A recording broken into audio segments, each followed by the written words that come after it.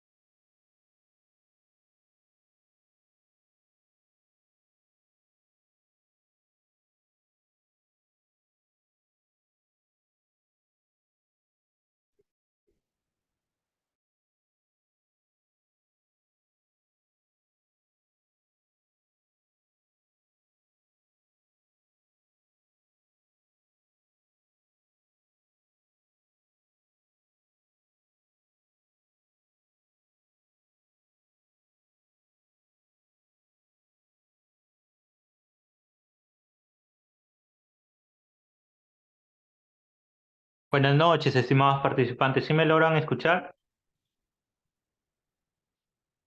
Por favor, confirmen con el chat. Sí, sí se escucha. Por favor. Se escucha. Gracias. Les solicito que por favor apaguen sus audios, por favor, para poder iniciar con la presentación.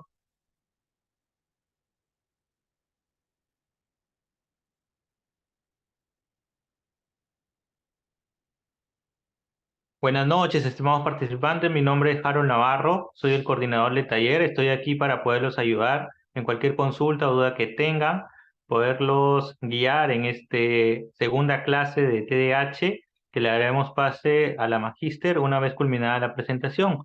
Cualquier consulta o duda, estoy para atenderlos. Las preguntas, por favor, a solicitud de ustedes y para tener un poco más de orden, serán al terminar la clase, 15 minutos antes, tendremos un espacio para que ustedes puedan hacer sus preguntas y cualquier duda que tengan con la misma. Muchas gracias.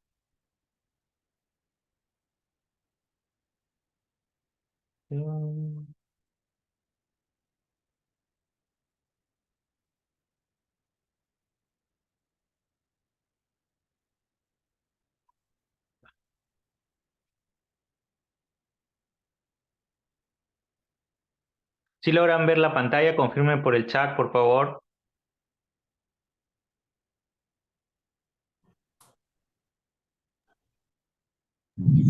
Sí, sí se logra ver. Muchas gracias.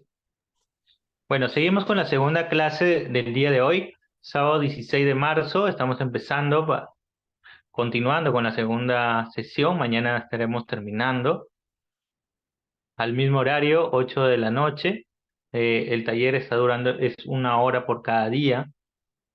Podrán contar con lo que es el material y las clases grabadas para las personas que están interesadas en brindar una certificación. Nosotros, las clases, como ustedes sabrán, estamos brindando 100% gratuitas, pero para las personas que quieren mejorar su escalafón o tener un mejor perfil para alguna postulación, ya sea contrato público o privado, le estamos brindando una certificación que lo puede reservar o lo puede cancelar en su totalidad dependiendo de su facilidad. Actualmente nos puedes encontrar en nuestra página de Facebook, Instagram y TikTok para que puedas conocer las promociones vigentes que tenemos. Buenas noches, Angélica, un gusto. ¿Quiénes somos? Somos un consorcio Holding 7.5 conformado por la marca SPEC, Accedo, Olimpia, Plan SS, Lactan y gestores. Cada marca tiene diferencias, perfiles para exposiciones, ponentes y todo lo que son talleres y también lo que son diplomados y especializaciones. Actualmente contamos con los diplomados vigentes para el mes de marzo, donde ustedes pueden apreciar la variedad que tenemos actualmente. Si tú te quieres disponer de un diplomado, puedes llevar un segundo diplomado completamente gratis. Si quieres mayor información, de manera interna me puedes escribir para poderte brindar mayor detalle.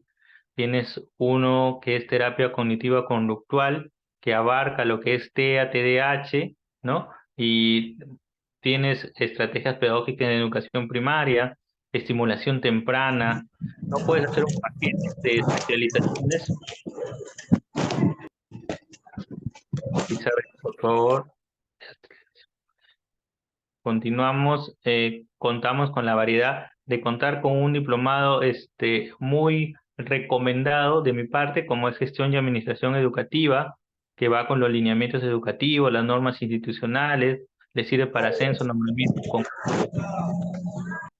público o privado. Por favor, pueden apagar sus audios. Y actualmente lo que estamos brindando es estrategias de intervención en niños con TDAH. La finalidad de este taller es que estamos brindando un extracto de los módulos que estamos brindando en estrategia que cuenta con 8 módulos.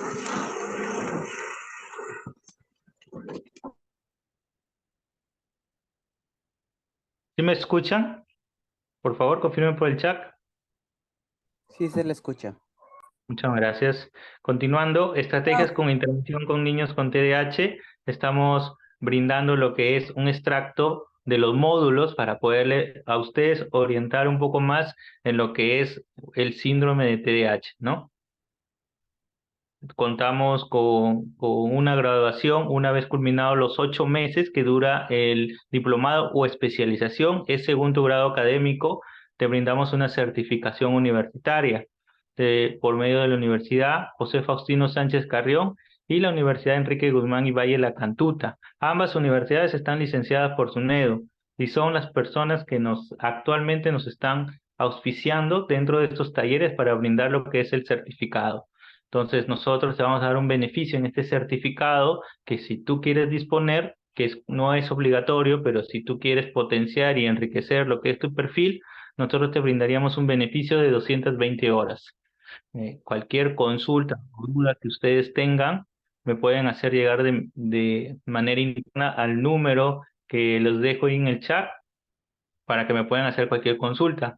Nosotros no solicitamos código, solicitamos cuentas a otras personas, a terceros naturales. Trabajamos con cuentas empresas debidamente validadas, por favor, y el único contacto es mi persona. Si tienen algunas otras personas que se están comunicando con ustedes, no duden en reportarlo conmigo. Espero que hayan contado y hayan escuchado la presentación del día de hoy. Vamos a dar el pase a nuestra ponente para que pueda iniciar la sesión. Eh, Esperemos que se encuentre ahorita. Un momentito. Sí, ya me encuentro aquí. Muy Buenas buenas noches. noches a todos. Eh, Voy a empezar a compartir la sesión del día de hoy. El día de ayer habíamos iniciado con la dinámica de comprender un poco acerca del TDAH. Habíamos empezado a hablar un poco acerca de la dinámica del diagnóstico de este trastorno.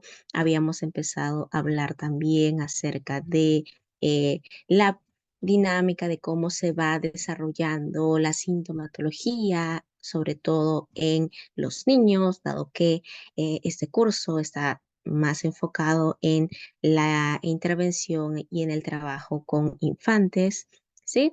Y habíamos resuelto algunas preguntitas que tenía en sí el público en general.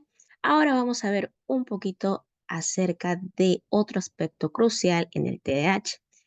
Si bien el día de ayer habíamos esquematizado un poco la dinámica, ahora vamos a hablar acerca del neurodesarrollo del TDAH. Aquí vamos a tomar un poquito algunas dinámicas técnicas. Si tienen alguna duda, alguna consulta, al final de la sesión vamos a responderlas. Primero vamos a tratar de dar esta primera parte expositiva y al final vamos a resolver todas estas consultas, ¿sí? Así que vamos a empezar. Vamos a hablar un poquito acerca de algunas dudas que habían surgido el día de ayer. El día de ayer habíamos hablado que el TDAH tenía mucha presencia a nivel genético, ¿no? Bueno, a lo largo de estos últimos años, diversas investigaciones y estudios han logrado corroborar que hay una contribución genética muy importante con respecto al trastorno de déficit de atención e hiperactividad, ¿no? Según diversos estudios, estos reportan que se puede aproximar cerca del 80% de personas que tengan TDAH pueden, si tienen, ¿no? Vástagos o familiares pueden tener también la probabilidad de que puedan ser diagnosticados con este trastorno. Esto quiere decir que usualmente cuando hay un niño diagnosticado con TDAH, es muy probable que otro miembro de la misma familia presente un trastorno que sea compatible con este, ¿sí? Entonces, como ya les estaba comentando, el empleo de diversas técnicas actualizadas como técnicas de biología molecular han determinado que hay mucha etiología genética, ¿no? Y es muy multigénica. No podemos aseverar al 100% que de repente todos los genes o que ciertos genes no son los que se transmiten para la presencia del TDAH, dado que los resultados son relativamente variables, ¿sí? Por ejemplo, tenemos casos en donde familiares reportan, no tenemos ningún familiar con TDAH, pero justo uno de los vástagos ha resultado con este trastorno y muchos de ellos indican, pero ¿cómo? ¿Qué sucedió? ¿Qué pasó? Entonces, siempre había esta dinámica en diversos estudios, ¿no? Por ejemplo, en ciertas poblaciones había niños que presentaban TDAH, pero los padres no tenían componentes de este trastorno ni otros familiares, ¿no? Entonces, sí podremos mencionar que el ADN no codifica para ninguna conducta. Eso quiere decir, simplemente el ADN construye ciertas proteínas y dentro de esta construcción de estas proteínas pueden presentarse ciertas alteraciones. Es por ello que se presentan todas estas sintomatologías, ¿sí? En la actualidad, con estas investigaciones se ha logrado identificar 7 genes candidatos, ¿no? Que tienen el riesgo, ¿no? Para poder transmitirse en el caso de TDAH. Pero aquí surge algo muy importante, ¿no? Hay muchas investigaciones nos hablan que hay, obviamente, familiares que pueden presentar el diagnóstico y si esto tienen vástagos, pueden, ¿no? Haber probabilidad de que estos niños presenten esta condición. Pero tenemos otro factor que en la actualidad hablamos mucho y es algo muy interesante que se llama la epigenética. La epigenética son cambios en la genética, cambios que se dan a nivel ya netamente en la codificación de ciertos genes por factores ambientales. ¿Esto qué quiere decir? Que si un niño vive en un ambiente con mucha vulnerabilidad, con poca estimulación y con la presencia de ciertos riesgos, podría ser nutricionales, incluso riesgos sociofamiliares o socioculturales, puede también tener la implicancia de la aparición de este trastorno. A esto lo denominamos cambios a nivel epigenético y esto también se ha observado en diversas investigaciones. Es por ello que podríamos afirmar que los niños con TDAH pueden presentar, ¿no? Incluso de manera aislada, la presencia de lo que es la sintomatología del TDAH y adquirir este trastorno por diversos factores del ambiente, ¿no? También, por otra parte, hemos observado que los hermanos con niños diagnosticados con TDAH tienen entre 3 a 5 veces mayor riesgo de presentar una alteración similar. Y es algo similar observado en gemelos, ¿no? Aquí también se ha observado que hay un 50, entre 80% de probabilidad que si es que son niños gemelos uno de ellos pueda presentar la afección y el otro también no tenerla en simultáneo, ¿sí? Entonces, ya sabemos que a nivel genético el TDAH es algo que tiene mucha probabilidad. En muchos casos, a muchos padres que han tenido un niño con este diagnóstico, yo les he llevado a que puedan reflexionar, ¿no? Si de repente algún familiar presenta la dinámica de este trastorno y que también ellos puedan incluso llegar a un proceso de diagnóstico, ¿no? Me ha tocado hacer evaluaciones tanto a los niños y derivar a sus padres a la evaluación correspondiente porque también presentaban componentes similares, ¿sí? Muy bien. Entonces, entre los genes que se han observado en base a las investigaciones, tener la probabilidad de la presencia de TDAH, tenemos los receptores de la dopamina. La dopamina obviamente es un neurotransmisor. Este neurotransmisor está encargado de poder manejar e inhibir ciertos factores a nivel emocionales como atencionales, ¿no? Y obviamente cuando tengamos el curso completo vamos a hablar largo y tendido acerca de todos estos componentes, todos estos neurotransmisores que están relacionados con con la dinámica del TDAH, dado que incluso en la actualidad hay una hipótesis que se llama la hipótesis dopaminérgica, que es una hipótesis que explica los cambios y las fallas estructurales a nivel cerebral debido a la dinámica de el tratamiento que se da, ¿no? Por la dopamina, ¿no? Incluso cuando hablemos acerca de la dinámica del tratamiento médico, vamos a hablar acerca de los medicamentos que se le brindan a los niños con TDAH y vamos a explicar, ¿no? Cómo es el mecanismo de acción de cada uno de estos medicamentos para que ustedes puedan tener, ¿no? En sí esa información y cuando los padres de repente lleguen hacia ustedes para poder recibir información acerca de ello, puedan generarle una explicación de qué es lo que va a suceder con sus niños cuando inicien su tratamiento médico, ¿sí? Luego tenemos otros genes, por ejemplo, tenemos genes asociados al transporte de la dopamina, otros genes de receptores de dopamina. Ya sabemos que la dopamina es algo muy importante. Tenemos proteínas asociadas a ciertos sinaptosomas, transportadores de serotonina, que es un neurotransmisor también muy importante, ¿no? Y obviamente todos estos generan ciertas, a nivel teórico, obviamente ciertas afecciones como mutaciones que podrían disminuir la actividad de otras enzimas, que se asocian obviamente a ciertos grados de impulsividad, de agresión, de conductas desinhibidas, y eso a nivel teórico es lo que se ha podido hasta el momento no poder encontrar y que generan ciertas afectaciones genéricas en el TDAH, ¿no? Muchas de estas investigaciones se han logrado identificar sobre todo en población TDAH, como también en, ¿no? en padres de niños con TDAH, ¿no? Es por ello que tenemos podremos asegurar que este trastorno tiene muchos componentes a nivel genético, ¿sí? Igual, ya en el curso en general vamos a explicar largo y tendido todas estas dinámicas genéticas para poder en sí especificar, ¿no? Y poder detallar a más profundidad todo el impacto de todos estos genes en la presencia del TDAH, ¿sí?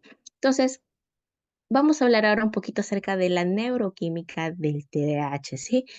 Dado que para poder hablar acerca de el área genética, los genes, obviamente, como ya les estaba comentando, simplemente son cadenas, ¿no? Que logran transcribir o generar ciertas proteínas, ¿no? Es como que lo que hacen las células son mm, liberan una cadena de ADN y esta decodifica una proteína y esta proteína en base a esa cadena es generada y luego esta proteína genera un efecto a nivel celular, ¿no? Y si hablamos a nivel cerebral, lo que sucede aquí es que estas proteínas generan obviamente el origen de ciertos neurotransmisores que son la comunicación que dan entre neurona a neurona, ¿sí? Entonces, ya sabemos que en el TDAH hay una afectación genética. ¿Y esto qué quiere decir? Que las cadenas de ADN no están generando una transcripción adecuada, lo que genera que hayan proteínas que no estén cumpliendo la función requerida. Entonces, lo que sucede aquí es que al no haber una adecuada comunicación entre neuronas, obviamente va a generar una afectación a nivel cerebral, ¿no? Entonces, aquí vamos a hablar un poquito acerca de que, como ya sabemos, la comunicación entre neuronas radica en dos aspectos que son muy fundamentales. Uno, las propiedades eléctricas de las células nerviosas, ¿sí? Las neuronas se comunican mediante la electricidad y un proceso llamado sinapsis, que es el siguiente aspecto fundamental, que para que se comuniquen las neuronas, no es que las neuronas se hablen entre ellas, sino que liberan ciertos mensajes químicos que se liberan como resultado de ese impulso eléctrico por las propiedades eléctricas que tienen estas células nerviosas. Y de esa manera, al generar estos mensajeros químicos, la otra neurona sabe lo que esta otra quiere comunicarle. Entonces, como ya sabemos que las proteínas en niños o en personas que tienen este trastorno, no están codificando bien, estas proteínas no van a cumplir con su función, estas propiedades eléctricas no se van a comunicar adecuadamente y estos mensajeros muchas veces no van a cumplir la misión de poder comunicar toda la información que tienen que comunicar. Entonces, esto genera que nosotros podamos tener una visión general de cómo estos niños con TDAH están de repente generando toda esta sintomatología, ¿no? Porque obviamente hay unas fallas a nivel estructural, hay unas fallas a nivel de la neuroquímica del cerebro que no les permite poder regularse o adaptarse, ¿no? Obviamente, numerosas investigaciones han identificado que las principales alteraciones se dan en el sistema dopaminérgico y en el adrenérgico y sobre todo en personas diagnosticadas con TDAH, ¿sí? Ya sabemos que obviamente esos son los genes que no están bien estructurados y que obviamente generen toda esa dinámica sintomatológica. Cuando veamos a un niño con TDAH, vamos a darnos cuenta que el niño no se quiere comportar de esa manera porque lo desee. El niño no quiere moverse, el niño no quiere alterarse o molestarse de la forma en cómo lo hace, el niño no quiere no prestar atención, sino que hay todo un mecanismo cerebral por detrás que está impidiendo que este niño logre generar, ¿no?, una dinámica atencional, una regulación motora y una regulación a nivel de los impulsos que obviamente impide que él pueda realizarlo. ¿Sí? Entonces, esto es un poquito lo que estas diapositivas o esta información quiere decir. Muy bien. Entonces, vamos a hablar un poquito acerca de qué neurotransmisores son los que están asociados, ¿no?, a la presencia de la sintomatología que hemos hablado en la sesión anterior. Por ejemplo, tenemos en primer lugar la acetilcolina, que es un neurotransmisor, ¿no?, que forma el sistema colinérgico. Este sistema están envueltos de manera crítica en varios aspectos de la función atencional, en donde también está incluida lo que es la atención sostenida, la atención selectiva y la habilidad para incrementar o disminuir la atención a ciertos estímulos. En los niños con TDAH, la acetilcolina no se desarrolla de manera adecuada porque hay genes asociados a el desarrollo de esta neurotransmisor que no están generando un trabajo adecuado. Luego tenemos otro neurotransmisor como la serotonina, ¿no?, que se encarga principalmente de regular ciertos procesos en lo que es conductas agresivas o impulsivas y que participan en la etiología del TDAH, sobre todo influyendo en la presencia de ciertos factores ambientales, ¿no? ¿Qué quiere decir esto? Que la serotonina, si bien está relacionada con la presencia de conductas agresivas e impulsivas, no todos los niños con TDAH pueden ser agresivos o no todos los niños con TDAH pueden ser impulsivos. Esto lo tenemos en claro porque el día de ayer hablamos que había ciertas variantes del TDAH como la presencia predominantemente inatenta, la presencia predominantemente hiperactiva o impulsiva y la presentación mixta, ¿no? Entonces ya sabemos que hay niños que son más inatentos o totalmente inatentos, hay niños que son totalmente hiperactivos o totalmente impulsivos y hay niños que tienen la presencia de ambos, ¿no?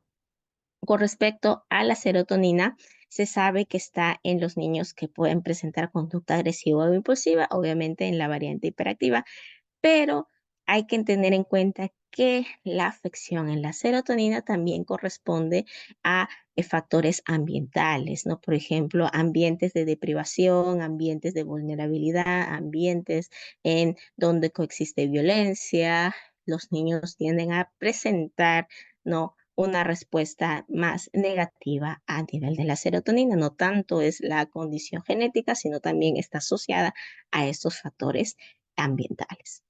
Con respecto al sistema adrenérgico, aquí hemos observado que está más que nada relacionado, sobre todo porque habíamos hablado el día de ayer que se había encontrado un tratamiento, ya teníamos tratamientos farmacológicos, no para el TDAH, y sobre todo que el uso de agonistas noradrenérgicos, que son principalmente ciertos medicamentos que inhiben, ¿no? La regulación del sistema adrenérgico, generan una regulación en la hiperactividad, una regulación en ciertos procesos de regulación atencional en los niños con TDAH. Entonces, al haber esa conexión, los investigadores empezaron a teorizar de que el sistema adrenérgico obviamente influye en la presencia de TDAH, pero todavía están en procesos de investigación, hay resultados muy variables, ¿no? Pero sí, obviamente hay esa influencia porque el tratamiento está asociado a inhibir este sistema, ¿no? Y entonces eso genera esa conexión. Y luego tenemos la dopamina, que ya habíamos hablado que era algo muy importante, dado que diversos estudios muestran que la disfunción en la vía que regula la dopamina, que es la vía mesocórtico-límbica, que está obviamente asociada a diversos trastornos, no solo el TDAH, sino también están asociados a otras conductas como esquizofrenia, bipolaridad, depresión, ansiedad, ¿no? Pero con respecto a los síndromes probablemente o la sintomatología asociada a TDAH, tenemos la presencia de ciertas tendencias a las conductas adictivas, impulsivas, compulsivas, desórdenes de la personalidad y lo que estamos analizando el día de hoy, que son los trastornos de la atención. Entonces, la dopamina está relacionada a muchos trastornos, ¿no? E incluso trastornos asociados a el TDAH, sobre todo en las dinámicas atencionales, ¿sí? Entonces, todos estos factores van a generar que el niño con TDAH presente alteraciones estructurales. ¿Qué quieren decir alteraciones estructurales?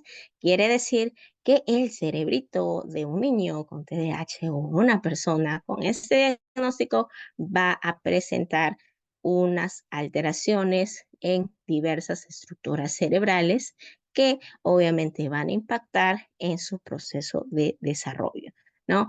En primer momento vamos a hablar un poquito que en diversas investigaciones han corroborado que niños con TDAH tienen una reducción del volumen cerebral total comparado con otros niños del mismo sexo o de la misma edad, ¿sí?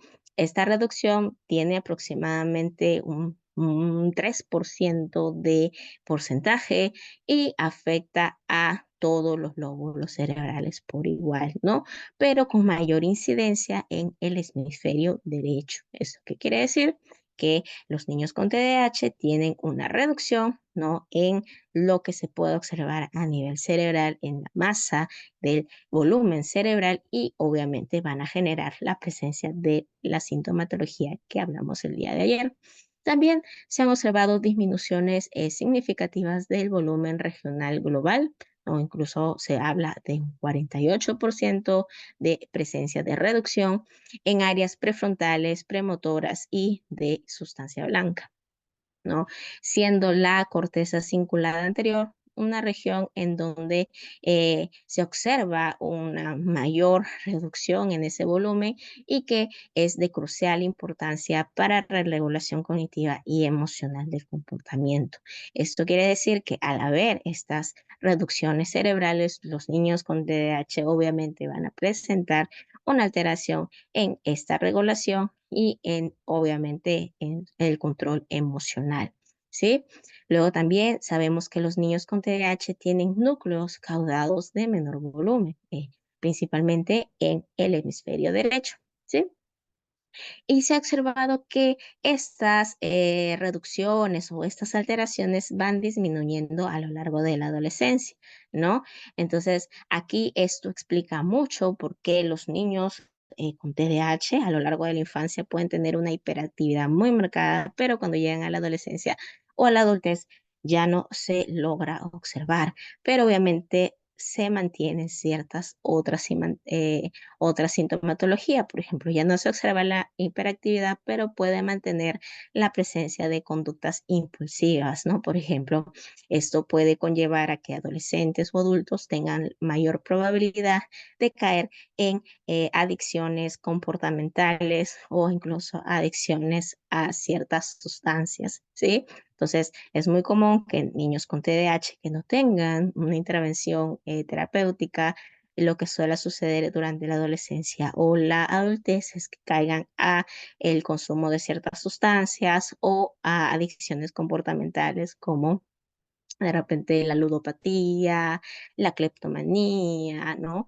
O a otros comorbilidades, como habíamos visto el día de ayer, que son la presencia de alteraciones emocionales como depresión, ansiedad o ciertas alteraciones a nivel de la personalidad.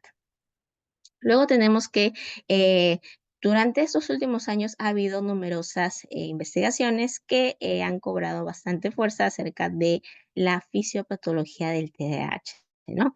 Y se ha logrado corroborar que hay una alteración en la red del cerebelo y de la corteza prefrontal estriada, ¿no? Que es obviamente la que se encarga del inicio y el desarrollo de las respuestas motoras y las funciones cognitivas complejas. Es por ello que el día de mañana vamos a hablar acerca de las funciones ejecutivas, porque la corteza prefrontal es donde se sitúan los procesos ya denominados funciones ejecutivas, que son procesos que nos van a ayudar a poder gestionar de manera eficiente otros procesos cognitivos de menor nivel.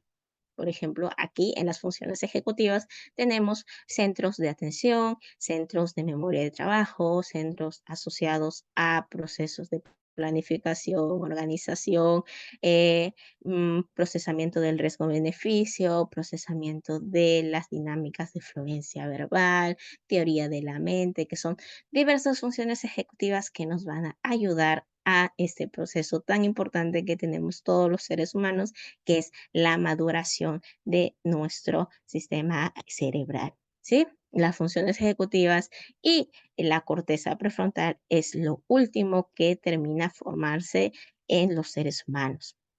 Incluso hay investigadores que hablan que la corteza prefrontal logra tener su máximo desarrollo y podría indicarse termina su desarrollo a la edad aproximada entre 25 años, ¿no?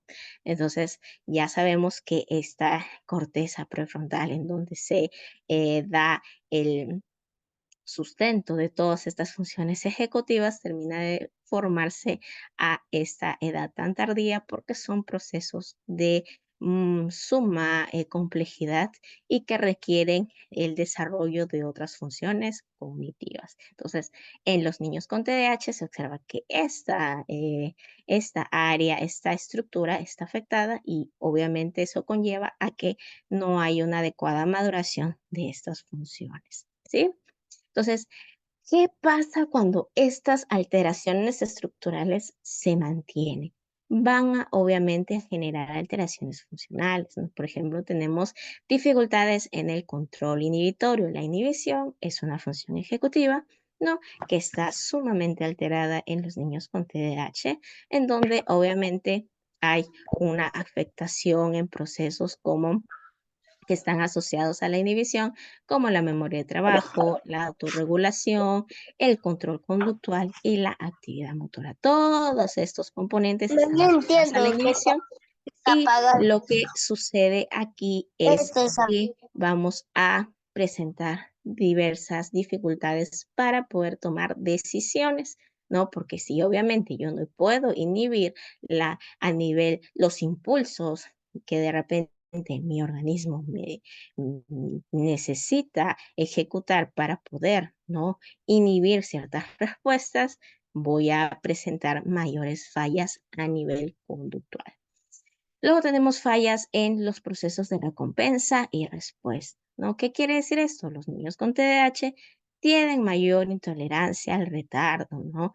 ¿Esto qué quiere decir? Que ellos esperan resultados inmediatos, quieren algo inmediato en ese mismo momento y presentan menor eficiencia para poder tolerar la espera, para poder de repente mantenerse realizando una actividad donde la recompensa es mucho más allá al futuro, ¿no? Por ejemplo, si yo a un niño con TDAH le digo, te voy a dar un caramelo ahora, si es que haces esto, o te voy a dar 4 caramelos si es que esperas un momento. Los niños con TDAH van a querer el caramelo en ese mismo momento, cuando pueden obtener más si es que esperan. Ellos generan o desean más que nada la respuesta inmediata.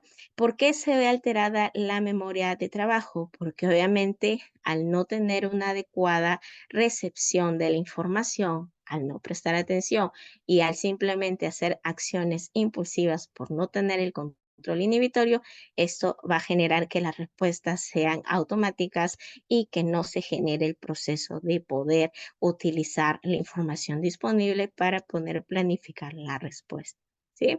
Entonces, estas dificultades también generan ciertas alteraciones a nivel de la activación y el control del esfuerzo, ¿no? Es por ello que muchos niños con TDAH tienen dificultades para persistir en una tarea, ¿no? Que no le genera mucho interés. Si no es una actividad gratificante para ellos, no la van a querer realizar. Muchas veces hay que darle muchos reforzamientos para que logren culminarla y en todo caso se van a frustrar y se van a alterar, ¿no? Porque no van a querer mantener todos los pasos que se deben hacer para poder culminar esa tarea. Y eso nos lleva a la variabilidad de respuesta. ¿Qué quiere decir esto? Que se han observado la presencia de alteraciones en el procesamiento temporal. ¿Qué quiere decir esto? Procesamiento temporal. Todos los seres humanos tenemos un núcleo que nos acerca a poder regular los factores de tiempo, ¿no? Es por ello que nosotros podemos organizar nuestro tiempo para poder ejecutar una actividad. Por ejemplo, si yo quiero hacer una actividad en el menor tiempo posible, voy a planificar mi conducta para eh, acoplarme al tiempo que necesito, ¿no? Pero los niños con TDAH no tienen esta área a nivel cerebral adecuadamente ejecutada, adecuadamente desarrollada, y es por ello que le cuesta mucho poder acoplarse a una dinámica de tiempo, ¿no? Por eso el día de ayer les hablaba mucho acerca de que ellos tienen afectadas el área de planificación y organización y no tienen una noción temporal adecuada. Es por ello que van a tener dificultades para discriminar en los intervalos de tiempo, para poder cronometrarse, y usualmente eso los puede llevar a tener dificultades con la puntualidad, dificultades con la ejecución de algunas tareas, ¿no? Siendo muy propensos a tener fallas para poder tolerar ciertas actividades rutinarias. Y finalmente, vamos a hablar de otras funciones ejecutivas. Hay alteración de otras funciones ejecutivas, como de las asociadas a la motivación, ¿no? Al poder, al riesgo-beneficio, incluso también ciertas dificultades con la flexibilidad, ¿no? Dificultades en otros procesos temporales que vamos a ver el día de mañana, ¿no? Y aquí, obviamente, esto genera que todo esto son ya funcionalidades que observamos con la sintomatología que hablamos el día de ayer, ¿no? Que son alteraciones propiamente dichas, propiamente neuropsicológicas de los niños con TDAH. Entonces, esto nos lleva también a que podamos hablar un poquito acerca de dudas, acerca de ciertas consultas que tengan con respecto a esta información del día de hoy. Yo sé que hemos tocado simplemente cosas muy generales. En el curso, obviamente, vamos a especificar y vamos a aclarar cada una de ellas. Vamos a de repente tratar de explicar de una forma muy detallada, porque vamos a contar con mucho más tiempo para poder desglosar cada una de estas. Vamos a desglosar a grosso modo cada una de las funciones ejecutivas. Vamos a hablar del desarrollo cerebral, ¿no? De un niño normal, y vamos a hacer una comparación entre los niños con TDAH para poder corroborar cómo estas fallas estructurales y funcionales alteran todo el proceso de desarrollo de un niño con este trastorno, ¿sí? Entonces, ahora sí, vamos a poder resolver dudas, preguntas acerca de este tema que hemos hablado el día de hoy. Si alguien puede decirlas por audio, pueden indicarlas por el chat. Empezamos con Mirela, ¿sí? Mirella. Hola, ¿qué tal? Buenas noches. Ujú. Mi pregunta es, bueno, he estado escuchando que algunos pequeños tienen distintos tipos, pues, ¿no? Y bueno, uno de ellos, mi pregunta es, hay algunos que tienen un problema con retener la información, ¿verdad? Lo que pasa es que yo tengo una pequeña de 7 años que ya poco a poco me he dado cuenta que mediante que le he estado enseñando algunas cosas sobre, por ejemplo, el alfabeto, cosas así, en su proceso desde jardín, esa es como que ella lo aprende un día y al día siguiente para ella es muy difícil recordarlo. Tiene que volver a repasarlo y así continuamente, así ha tenido que avanzar con el tema de, por ejemplo, decir mamá mi mamú o formar ya las palabras o empezar a leerlas, le es muy difícil porque tiene que retroceder todo por completo para que pueda avanzar de nuevo. Claro, Entonces, como les estaba comentando, una de las alteraciones funcionales del TDAH es la memoria de trabajo. Y la memoria de trabajo puede denominarse la antesala para el proceso de aprendizaje, ¿no? La memoria de trabajo utiliza mecanismos de la memoria a corto plazo para poder manejar la información inmediata y trasladarla a la memoria de largo plazo. Entonces, lo que sucede con los niños con TDAH es que su memoria de trabajo es muy corta, no, la recepción de la información que ellos tienen es limitada, entonces lo ideal es poder siempre trabajar la dinámica de un refuerzo de todos los temas diario, un refuerzo conciso, no pasar hasta el siguiente, de repente la siguiente información hasta que la información anterior se ha consolidado, porque lo que vamos a tener es esto, ¿no? Que la niña aparentemente aprendió algo, pero cuando pasamos al siguiente ya se olvidó lo que ya había aprendido, ¿no? Entonces, aquí tenemos que hacer un continuo repaso de los contenidos hasta que la niña pueda consolidar esa información y la consolide de manera eficiente, que pueda recordarla y cuando ya la niña lo recuerde de forma fluida, pasamos al siguiente nivel de información. Pero aquí también hay que tener mucho cuidado porque una comorbilidad típica de los niños con TDAH es con los trastornos específicos de aprendizaje. Y uno de los trastornos específicos de aprendizaje muy frecuentes en los niños con TDAH es las dificultades de la lectura o escritura, que anteriormente se denominaban dislexia. Entonces, si de repente la niña vamos observando que tiene muchas fallas a nivel de la lectura o escritura, podríamos tal vez derivarla o hacerle una valoración asociada a la presencia de esta alteración específica en el aprendizaje, y con ello obviamente van a surgir otro tipo de intervenciones que podemos utilizar si es que presenta este otro trastorno comórbido. ¿Sí? Espero haber resuelto tu pregunta. y disculpe, Ujú. a esta edad que ella ya tiene, yo ya puedo llevarla a algún psicólogo o neurólogo para que la pueda evaluar y me diga si es que ella realmente tiene En TDAH. realidad, sí.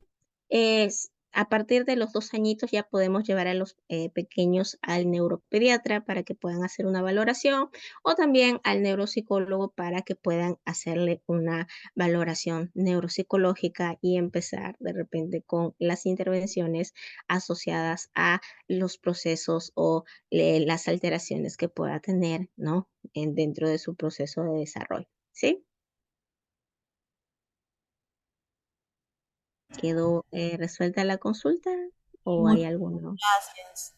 Sí, muy bien. Vamos a pasar a una preguntita del chat. Dice, ¿podría explicar nuevamente con variabilidad de respuesta? La variabilidad de respuesta está asociada a las dificultades de procesamiento temporal, ¿no? Es por ello que vamos a ver a niños con TDAH que en ciertos días lo hacen todo rapidito y en otros días no quieren realizar nada, les cuesta incluso terminar una actividad, ¿no? Incluso muchas veces se les da un tiempo establecido. Vamos a hacer 15 minutos para pintar y de repente lo están haciendo toda última hora o ya lo terminan todo muy rápido y ya no quieren hacer otra actividad, les cuesta mucho. Eso implica la variabilidad de respuesta, ¿no? ¿Ok? Como no tienen un adecuado procesamiento temporal, su conducta puede ser muy variable dependiendo de factores como la discriminación, factores como también incluso factores emocionales, ¿no? Si de repente le sucedió algo que le genera una alteración emocional, va a tener una respuesta muy variable, ¿sí? Espero que se haya resuelto la preguntita. Otra preguntita del chat es: ¿el TDAH tiene comorbilidad con esquizofrenia o TOC? Sí, en realidad hay comorbilidades, más que con esquizofrenia, hay ciertas investigaciones que sí han reportado ciertas comorbilidades, pero donde hay una probabilidad más alta es con la presencia de trastorno obsesivo compulsivo, principalmente por las alteraciones en la impulsividad y la tendencia a las tendencias, la presencia de conductas impulsivas, ¿no? Ello obviamente lleva a el desarrollo de ciertas compulsiones u obsesiones, ¿sí? Me comentan cuáles son los criterios diagnósticos. El día de ayer habíamos hablado presencia de rasgos de inatención, caracterizados por fallas atencionales, presencias de fallas dentro de hiperactividad e impulsividad asociado en desregulación motora, como también presencia de conductas que son difíciles de inhibir, difíciles de controlar. Muchas veces son conductas no pensadas, no podríamos denominarlas impulsivas, y que tienen que mantenerse a lo largo de 6 meses de forma continuada y que generen alteraciones en factores de socialización, tanto familiar, escolar o social. ¿Sí? Esos son los criterios diagnósticos. Hay otro, vamos a pasar a los mensajes por la manito levantada. Joaquín Cher, puedes indicar tu preguntita. Buenas noches, soy Lisette, soy mamá de un niño con 8 años que tiene TDAH ya diagnosticado. Él ha hecho ya todo un año de terapia y aparte, bueno, también la evaluación de terapia de lenguaje y todo. Mi pregunta hoy día es, por ejemplo, ¿no? De que cuando sale del colegio para hacer las tareas, ¿yo en qué momento o qué técnicas podría usar para yo sentarme y sea provechoso para él?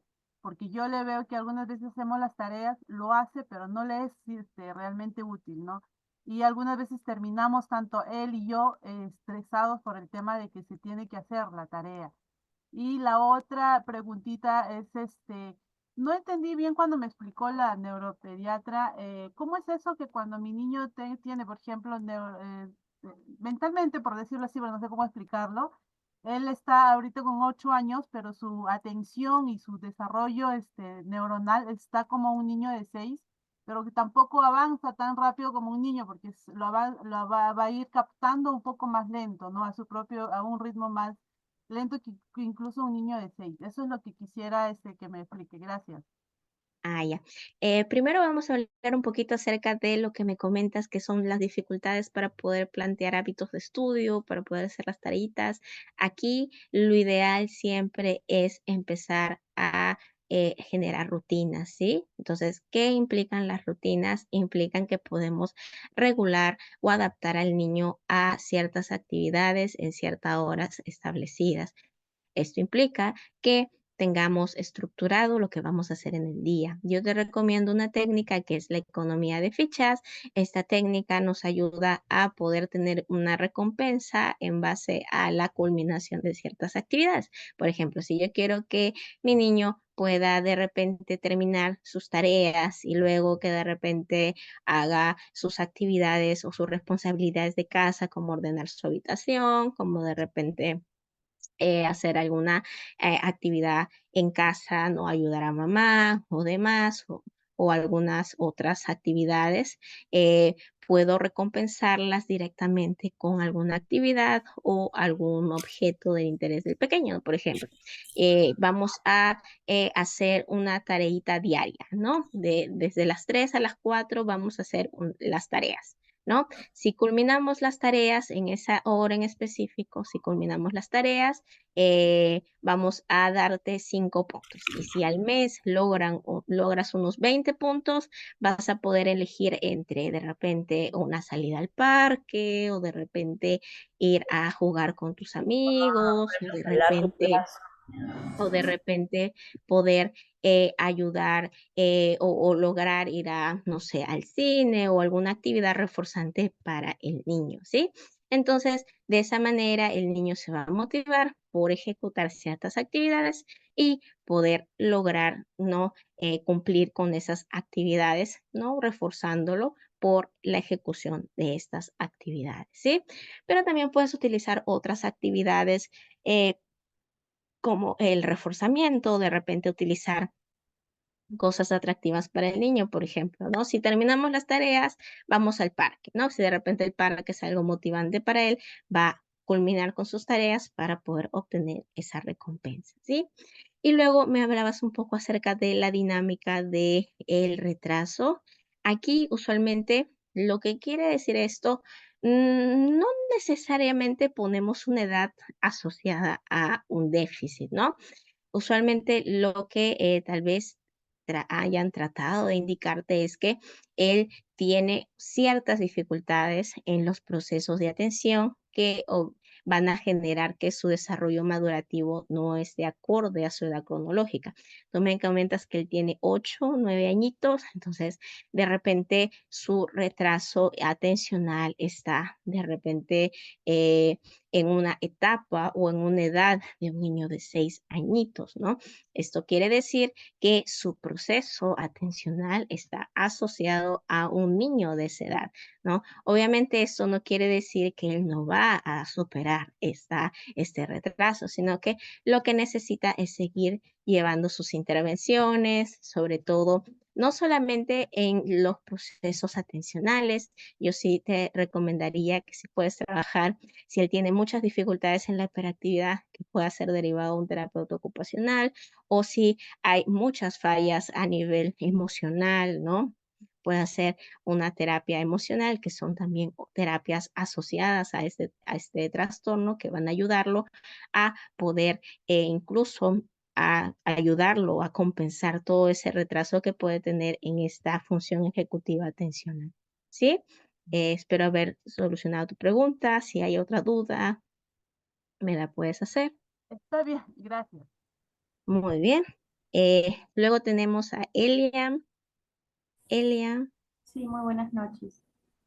Bueno, mi pregunta va acerca de el periodo en el que nosotros podríamos ver algunos resultados positivos luego de la aplicación de las estrategias que ha mencionado, que de repente serían la economía de fichas y la aplicación de reforzadores.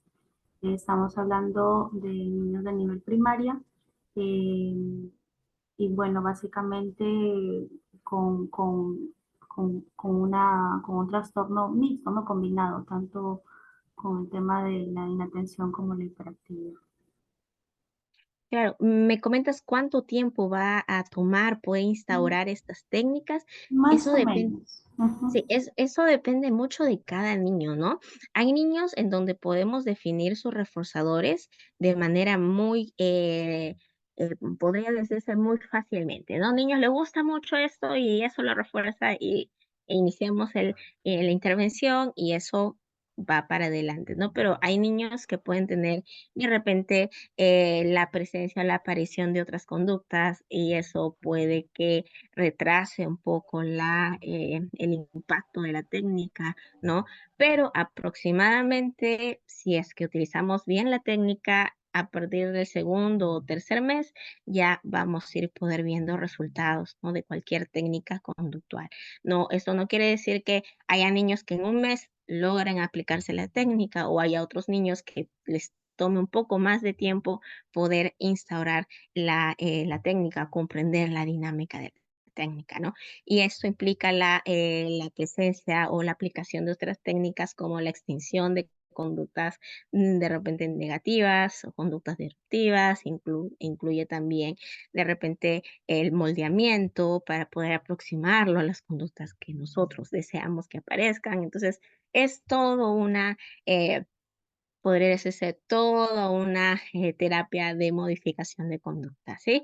Entonces, sí, yo les recomiendo que si son papitos que tienen niños con TDAH, puedan llevar una terapia de modificación de conducta para que los profesionales puedan enseñarlos a ustedes como papito, entrenarlos a que puedan de repente conocer cómo aplicar adecuadamente la técnica y de esa manera poder de repente ir valorando cómo es la ejecución, ¿no? Si son profesionales, obviamente aquí tenemos que ir delimitando adecuadamente todas las conductas que vamos a trabajar y hacer una línea base para poder ir observando cómo va el impacto de la técnica en el niño y si las conductas que hemos propuesto modificar se van regulando o adaptando, ¿sí? Espero haber respondido un poquito la Muchas respuesta. gracias. ¿Sí? Ahora vamos a hablar un poquito de respuestas del chat. Me comentan aquí, tengo un niño con TDAH, sí que desearía tener otro hijo. ¿Cuál es la probabilidad de que el segundo niño también tenga esa condición? Eh, Aquí ya sabemos que hay bastantes probabilidades, entre el 50 al 80% de que se presente una dinámica similar, pero pues, a nivel de lo que es la dinámica de, pueden ir trabajando con un neuropediatra, ellos le van a dar de repente ciertos contenidos nutricionales, ciertos contenidos incluso prenatales que les van a ayudar para poder de repente lidiar con todas estas dificultades, ¿no? Por ejemplo, ahí hay una educación prenatal que nos va a ayudar a de repente para eliminar ciertos factores de riesgo, ¿no? Para la presencia del TDAH, incluso hay ciertos suplementos vitamínicos que van a ayudar a la mamita para que de repente no haya esta probabilidad, ¿sí? Hay otra preguntita que nos comentan aquí. Tengo mi niño de 6 años que tiene déficit de lenguaje, no se le entiende casi nada y es muy hiperactivo y no presta atención. Ya con estos 6 añitos y con de repente esta sintomatología, lo que podría recomendarte es que puedas derivarlo a una evaluación, ¿no? Si deseas, puedes derivarlo a una evaluación neuropediátrica o también a nivel de una evaluación neuropsicológica para que puedan darte algún acercamiento acerca de si estas conductas que tú observas están asociadas a la presencia de algún trastorno del neurodesarrollo o alguna otra dificultad, ¿sí? Muy bien. ¿Qué es recomendable para un niño con TDAH, colegio particular o nacional? Esto es muy variable, ¿no? Depende mucho de la presencia del tipo del TDAH y también depende mucho de la institución educativa. De nada sirve estar en un colegio particular que no tenga una adaptación curricular, ¿no? Y también incluso muchas veces en los colegios nacionales tampoco hay una adecuada adaptación curricular y en muchos casos hay dificultades porque en los colegios nacionales hay muchos alumnos por aula, entonces tendríamos que valorar esto, ¿no? Si es un colegio nacional, podríamos valorar la dinámica de qué tanto se va a adaptar la currícula para el pequeño y también un poco cuál es la capacidad del colegio para trabajar con estos niños, tanto para un colegio nacional como para un colegio particular. Pero si en todo caso estamos en una necesidad de repente económica, ¿no? Yo sí recomendaría que de repente, ¿no? Si está el niño en un colegio nacional y no hace un pago mensual, todo de repente, ese ahorro que nos damos al no pagar mensualmente, se pueda ir en el inicio de una aportación a la terapia, ¿no? Y yo siempre recomiendo que prioridad, ¿no? Si yo voy a pagar una cantidad muy fuerte para que el niño vaya a un colegio particular que de repente no está tan adaptado para mi niño, entonces de repente lo que puedo hacer es, en vez de hacer esa inversión en ese colegio particular, pueda llevar a mi niño a un colegio nacional, pero todo ese dinero que de repente no estoy pagando en el colegio lo puedo invertir en la intervención terapéutica, ¿no? Para poder trabajar la sintomatología del pequeño, ¿no? Entonces, tenemos que sopesar un poquito ambos casos. En casos en que de repente la economía no nos da abasto para poder pagar el colegio y pagar la intervención, yo sí recomiendo que la intervención pueda tener la prioridad, ¿sí?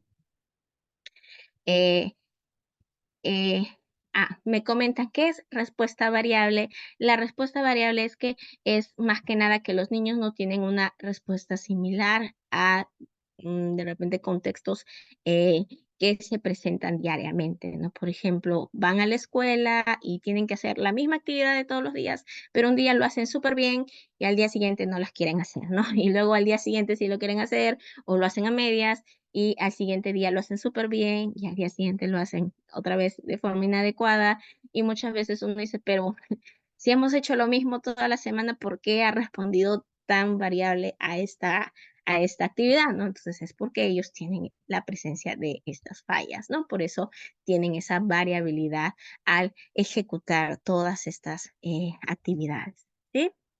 Me comentan. Mi nieta tiene 5 años y a ella no le gusta agarrar colores, lápiz, no escribe nada. ¿Cómo podría motivarla para que escriba? ¿No? Aquí lo ideal, si ella tiene 5 añitos y todavía le cuesta agarrar los colores o el lápiz, podríamos trabajar actividades de psicomotricidad, podríamos retroceder un poquito a actividades que se hacen en preescolar como embolillado, de repente manejo de plastilina, de repente no pasar directamente con el lápiz, sino comprarle crayolitas que puedan ayudar con su agarre. Por ejemplo, hay unas crayolitas que se llaman las crayolas trompo, que venden de la marca Faber-Castell, no he visto de otras marcas todavía, pero son crayolas que tienen un agarre en forma de huevito y eso va a ayudar a la postura del agarre. Luego hay otras crayolas que son similares a las trompo, pero que son un poquito más alargadas y luego ya recién pasar al lápiz, ¿no? Primero entrenar con ello, actividades de embolillado, actividades de repente de, de poder pintar con sus deditos, de manipular objetos con su pincita para estimular esos procesos psicomotrices.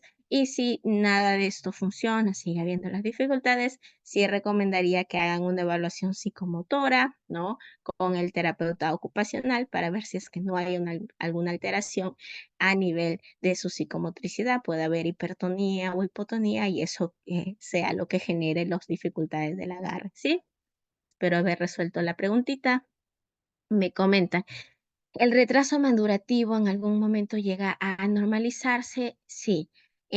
Si es que llevamos un proceso de intervención terapéutica, lo que busca la intervención es brindar estrategias para que toda esta sintomatología remita. ¿Qué quiere decir remita? Que pueda el niño regularse y adaptarse y cumplir con los objetivos esperados para su edad cronológica.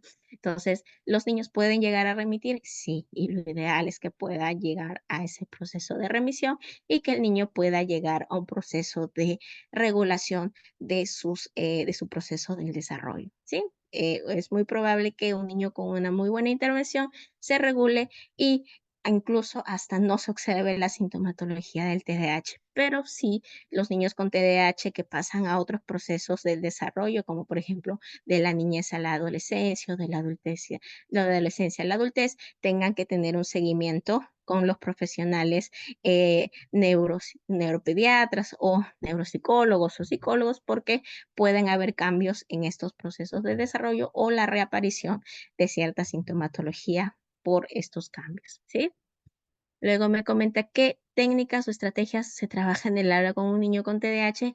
Lo ideal con los niños con TDAH son muchas rutinas, ¿no? Incluso las autoinstrucciones, que el niño pueda, incluso el mismo, generar instrucciones para hacer su tarea, ayudarnos con la planificación, con la organización, tratar de guiar siempre su conducta, estar siempre teniendo bastante atención con ellos, porque ya sabemos que al tener toda la sintomatología, ellos van a tender a tener conductas hiperactivas o de inatención, ¿no? Si tenemos muchas fallas conductuales, tratar de utilizar técnicas de modificación de conducta en el aula, ¿no? Y también poder tratar de integrarlos no socialmente, porque eso va a ayudar mucho a que el niño trate de integrarse a nivel de interacción con sus compañeros, ¿sí? Un niño con trastorno, ¿qué hacer cuando es agresivo? Lo ideal cuando es en la dinámica de la agresividad es poder trabajar y regular estas conductas de agresividad con técnicas cognitivo-conductuales, ¿no? Y sobre todo valorar qué es lo que genera, por qué se dan estas conductas agresivas, ¿no? De repente hay niños que han observado en otro lugar esta presencia de agresividad y lo ideal es, como son conductas impulsivas, es trabajar esta impulsividad, ¿no? Con técnicas de modelado. Si ya vemos que la agresividad está por encima o no se puede regular estas conductas, lo ideal es derivarlo con el profesional correspondiente, el neuropediatra o el psiquiatra infantil, quienes son los que van a valorar el grado de la conducta y si es que se necesita la intervención médica, que va a ser de repente un tratamiento con medicamentos para regular estos patrones de agresividad y de ira, ¿sí? Las funciones ejecutivas son como son en un adolescente no tratado, puede recuperarse y cómo. Eh, es más complicado trabajar con los adolescentes, dado que los adolescentes no solamente tienen su trastorno, sino que ya empiezan con sus cambios hormonales y ya han adaptado ciertas conductas que ya se han generado ciertos patrones de actuación conductual, ¿no? Entonces, en los adolescentes que no han tenido intervención, lo ideal es hacer una valoración de cuál es el nivel cognitivo de este adolescente, igual derivarse con el neuropediatra o el psiquiatra infantil para incluso valorar también comorbilidades e iniciar inmediatamente su intervención, ¿no? Las intervenciones que necesiten dependiendo de su evaluación, si de repente necesita terapia de funciones cognitivas, por ejemplo, la atención o de repente de otros procesos cognitivos, si requiere también dinámicas de regulación emocional o alguna terapia asociada a alguna otra comorbilidad, ¿sí?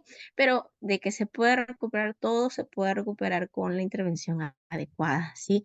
Pero necesitamos para eso una evaluación, no podemos simplemente iniciar intervenciones sin saber en qué estamos interviniendo y que poder conocer cuál va a ser el impacto de estas intervenciones, ¿no? La evaluación siempre es una línea base. Yo inicio la evaluación, inicio con estos puntajes, inicio mi intervención y luego de 6 meses o un año vuelvo a evaluar y lo ideal es que estos puntajes se desestimen, ¿no? Si yo tenía dificultades atencionales en grado severo, en la próxima evaluación yo esperaría tener tal vez todavía dificultades, pero en un grado menor, ¿no? Tal vez moderadas o leves, ¿sí? Y eso se puede observar entre evaluaciones. Si yo no he evaluado e intervengo, ¿cómo me puedo yo aseverar que mi intervención ha funcionado si es que no he logrado valorar el antes y el después? ¿Sí? Otra preguntita. ¿Los niños con TDAH tienen dificultades en su desarrollo del lenguaje? Sí, es una comorbilidad de los niños con TDAH con los trastornos específicos de aprendizaje y pueden tener ciertas dificultades en el desarrollo del lenguaje. Así que lo ideal es poder valorar adecuadamente su desarrollo para corroborar si es que el niño necesita una estimulación en el proceso lingüístico. Luego, ¿qué relación tiene el CI con el retraso madurativo?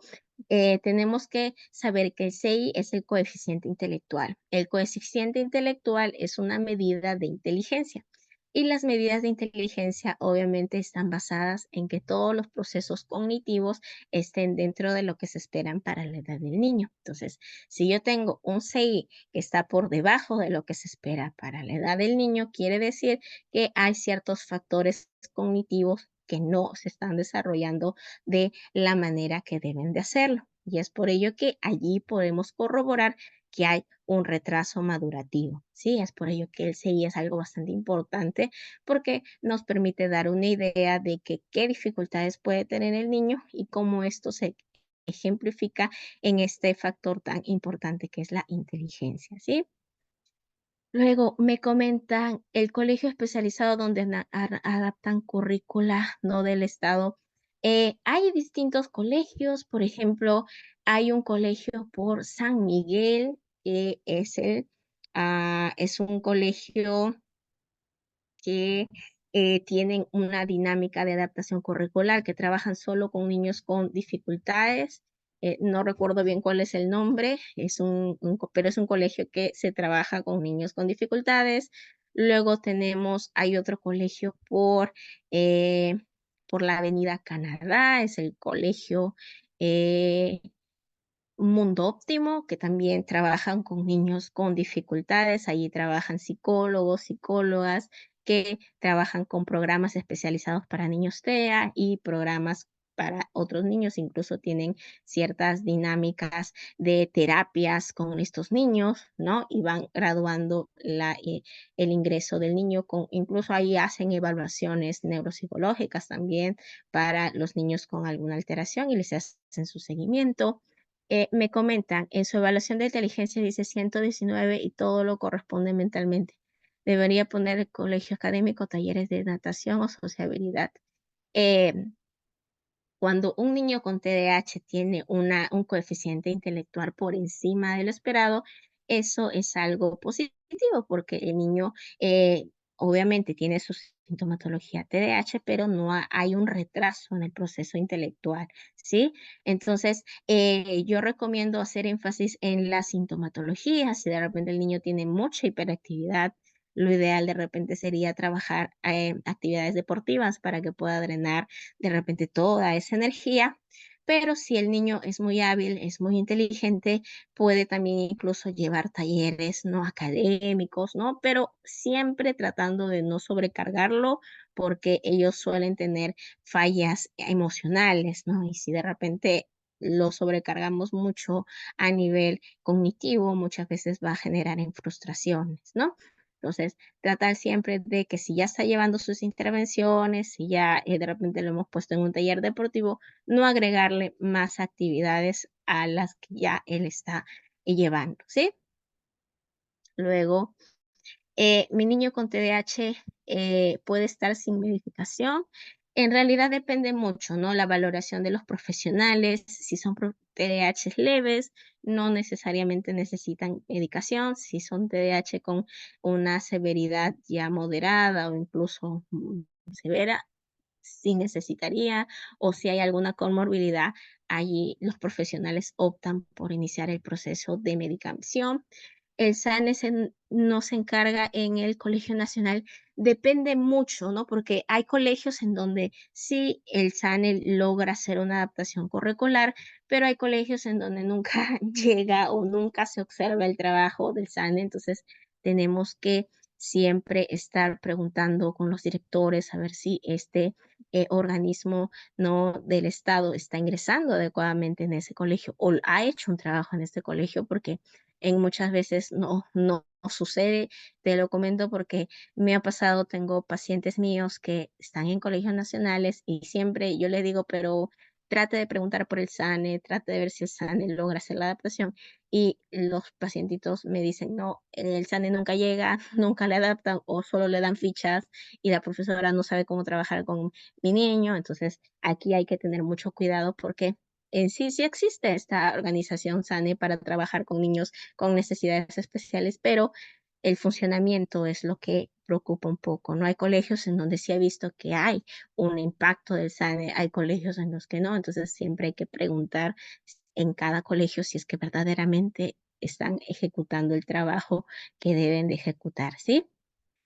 Luego, hay una relación con un niño con hipotonía con el TDAH. Los niños con TDAH pueden tener fallas en sus procesos de integración sensorial, sí, y esto pueden conllevar a alteraciones como hipotonía, hipertonía, pero esto lo corrobora un terapeuta ocupacional o un terapeuta especialista en integración sensorial. Así que si tenemos de repente sospechas en esta área, podríamos derivarlo con estos profesionales para que hagan una valoración a nivel de estos procesos, ¿sí? Luego, tengo a mi sobrino con TDAH, le gusta bailar con mis perros, qué tipo de música podría usar para que se mueva el ritmo de la canción.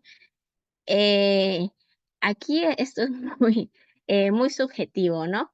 En realidad, si yo quiero utilizar el baile como una forma de drenar energía es muy bueno, pero en realidad se puede utilizar muchos ritmos. Lo ideal es que mientras más ritmos, más estimulamos. La musicoterapia habla mucho acerca de la presencia de diversos ritmos, así que si le puedo poner un día canciones variadas, canciones diversas, eso va a ayudar mucho. El SANE no sirve, en realidad, sí, en realidad tengo tenido muchos casos en donde no he visto un funcionamiento adecuado, pero siempre hay que tener la esperanza porque si nosotros seguimos preguntando, seguimos tratando de solicitarlo, se va a generar un buen funcionamiento. ¿Cómo ayuda la maestra sombra con un niño con síndrome de Down? Las maestras sombras que trabajan con cualquier tipo de dificultad siempre van a ayudar a hacer una integración en el proceso escolar, ayudando al niño a acoplarse a sus actividades académicas y también ayudando a integrarse a la dinámica escolar, así que siempre es muy útil, ¿no?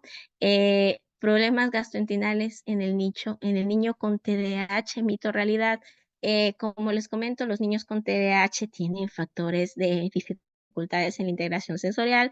Esto implica también ciertas dificultades en procesos sensoriales. Pueden ser niños muy selectivos a nivel de la alimentación por tener fallas en el proceso de la integración sensorial gustativa.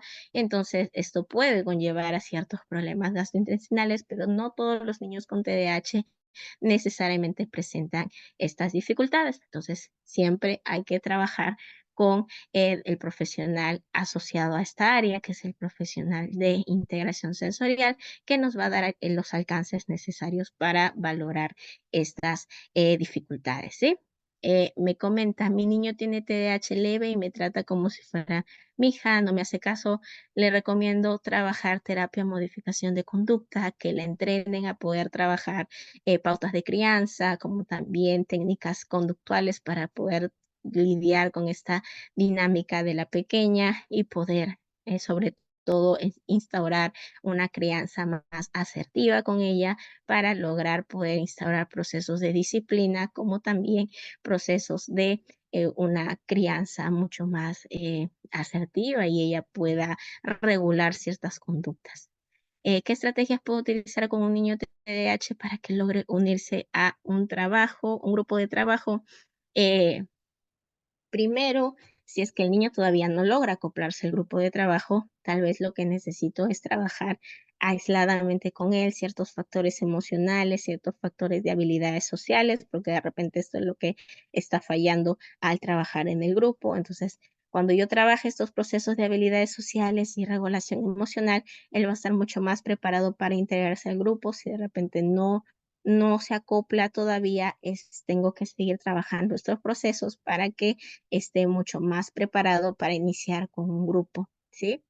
El TDAH puede convertirse en esquizofrenia en la adultez.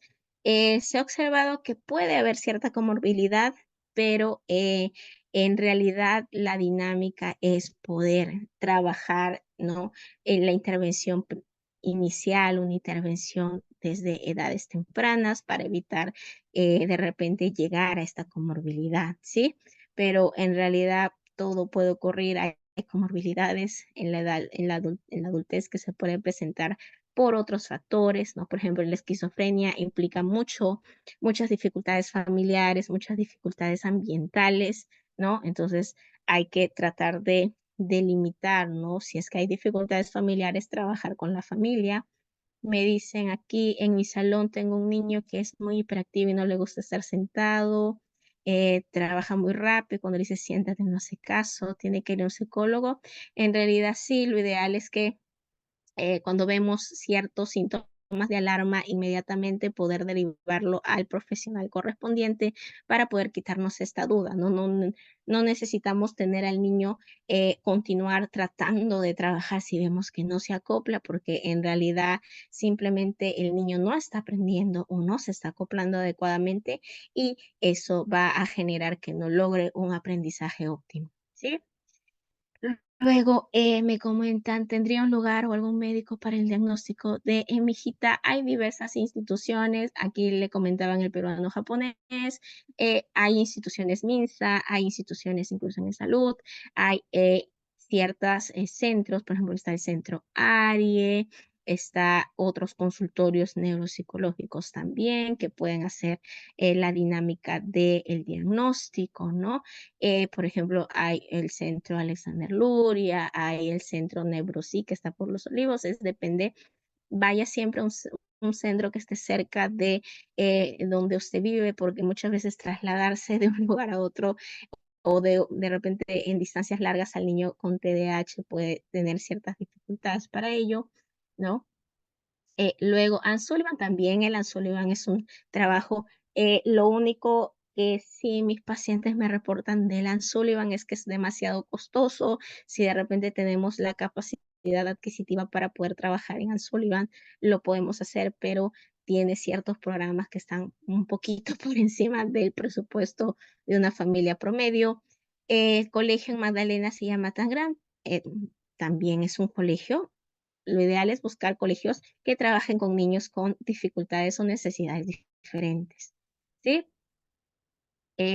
También aquí hay una persona del Minedo, muy perfecto, que puede ayudarlos, ¿no? En Arequipa hay un colegio que hace adaptaciones curriculares. En la verdad, en Arequipa no conozco ninguna institución educativa. Sería cosa de tal vez buscarlo en internet. De repente sí hay instituciones que logren hacer este trabajo. ¿Tienen un niño, qué relación tiene un niño con flacidez en sus manitos? Si hay mucha flacidez en sus manitos, pueden ser hipotonía, entonces lo ideal es derivarlo con el profesional en terapia ocupacional para valorar el grado de hipotonía que puede tener en sus manitos. Hay programas para padres que tratan temas, ¿qué temas tratan o deben tratar? En lo que es las intervenciones para padres son pautas de crianza, también actividades asociadas a cierto entrenamiento conductual y finalmente también actividades relacionadas con psicoeducación acerca de este trastorno.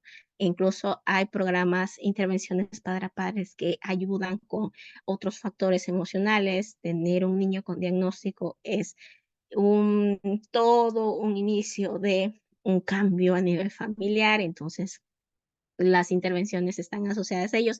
Nosotros en nuestro curso entrenamos, hay todo un módulo que trabaja con lo que es intervenciones con familias y ahí vemos diversos programas, diversas intervenciones para trabajar con los padres y ahí observamos toda la dinámica de lo que se debe trabajar con ellos. Sería genial que hablaran sobre TDAH y trastorno de conducta alimentaria. Los trastornos de conducta alimentaria, estos se presentan ya en una edad usualmente un poquito más tardía, pero sí se presentan. Y aquí hay que tener muy en cuenta las dificultades asociadas en la integración sensorial de los niños con TDAH, porque muchas de estas comorbilidades se presentan por estas alteraciones. En Trujillo, la verdad, no conozco. En Ventanilla, en Callao. El más cercano a Ventanilla y Callao es el que instituciones educativas es en San Miguel, que yo conozca, que está, bueno, está un poquito más cerca. Y ahora sí, creo que ya terminamos con las preguntitas. Creo que eran dos preguntitas. Una preguntita. ¿Quiénes están capacitadas para las terapias? Me piden terapia ocupacional y terapia de atención. En terapia ocupacional, la encargada de ello es una terapeuta ocupacional, que puede ser una terapeuta licenciada en terapia ocupacional o licenciada en tecnología médica. Y en terapia de atención son licenciadas en psicología o licenciadas de repente, en alguna otra dinámica asociada a procesos de enseñanza, ¿no? Por ejemplo, pueden ser docentes especializadas en funciones cognitivas o en aprendizaje, entonces ellos son los que tienen la especialidad para poder trabajar, ¿no? O personas con alguna especialización en niños con TDAH, ¿sí?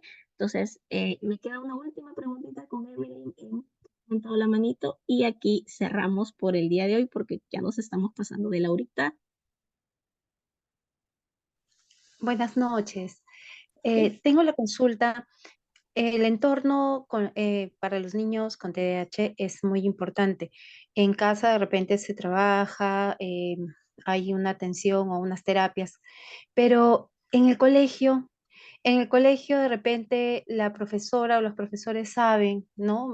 Decirle, mi niño tiene TDAH y tiene diagnóstico y qué sé yo, pero ¿cómo, cómo pedir a los padres y a los niños, a los compañeros, de repente si son niñitos ya grandes, quinto, sexto, primero de secundaria, cómo pedirles o cómo dirigirnos, cómo explicarlo, qué se debe esperar del grupo, del entorno, del aula de clases donde hay un niño con TDAH? De qué manera podríamos dirigirnos a ellos? ¿Qué se podría pedir a los padres para que pidan a sus niños, ¿no? Porque los niñitos con TDAH muchas veces, por las comorbilidades que puedan tener, de repente son difíciles de socializar, les hacen bullying, los apartan, no los incluyen en los juegos. Entonces, ¿de qué manera podríamos hacer, qué podríamos hacer para ayudar a que el niño se integre, pero a partir del recibimiento o, no sé, la ayuda que le puedan dar, la acogida que le puedan dar los compañeros o incluso los profesores?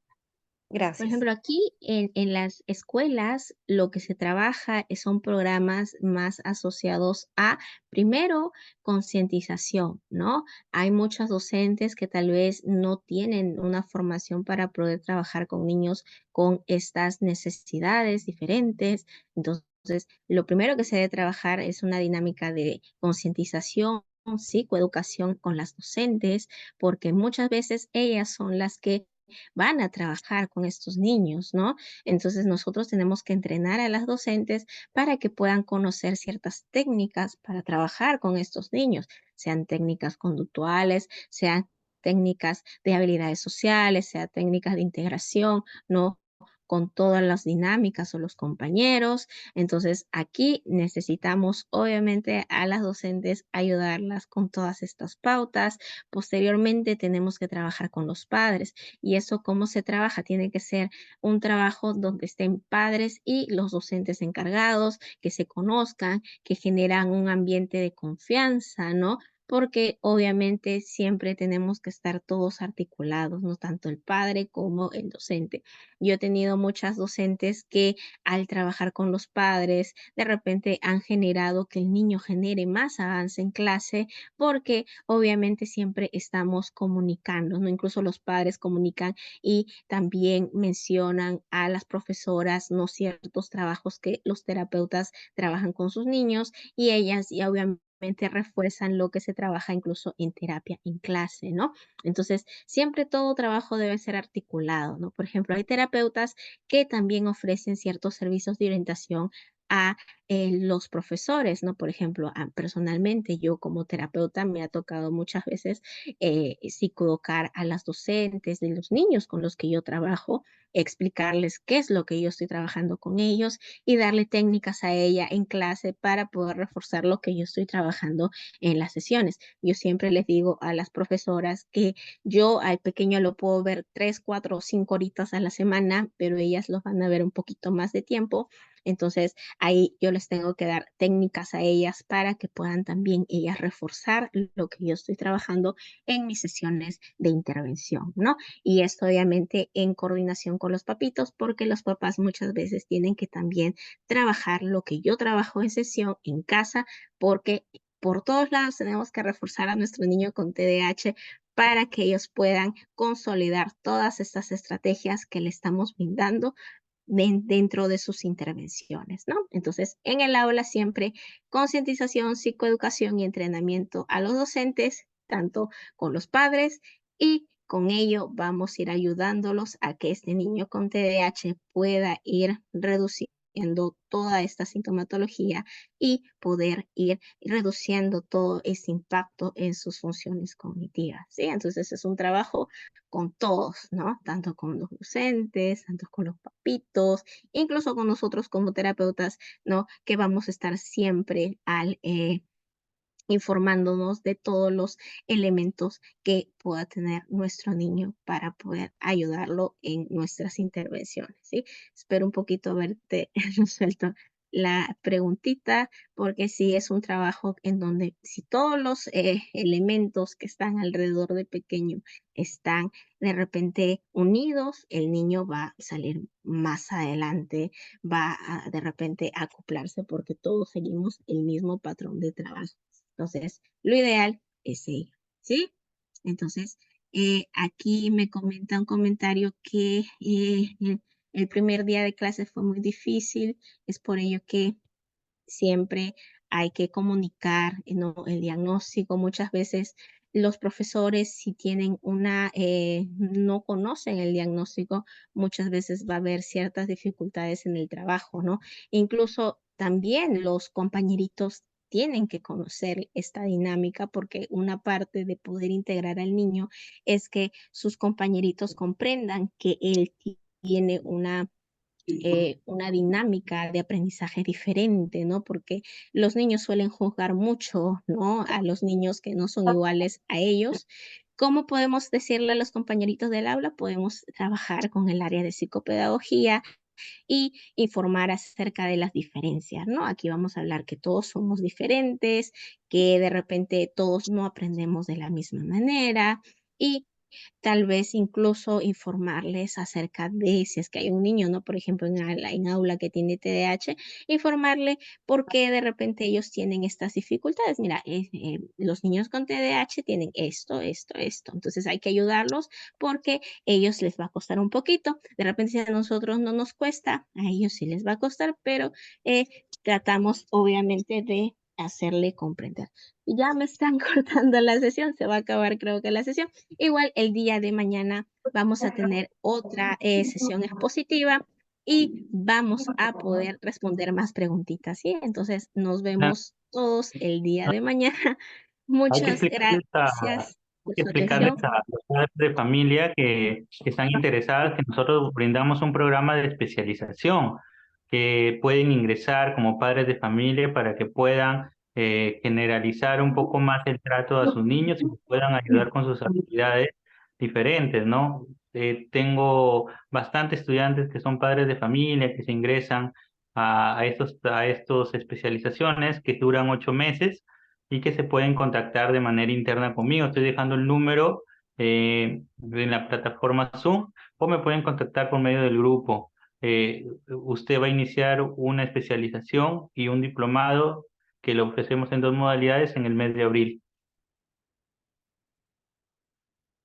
Cualquier Muchas consulta o gracias. duda, estamos para atenderlos. ¿Tiene algo más que decir, Miss?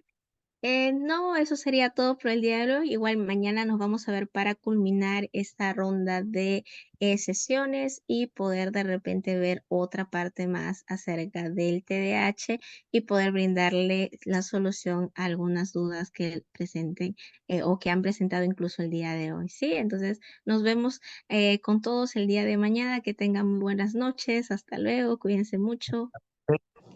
Hasta luego. señora.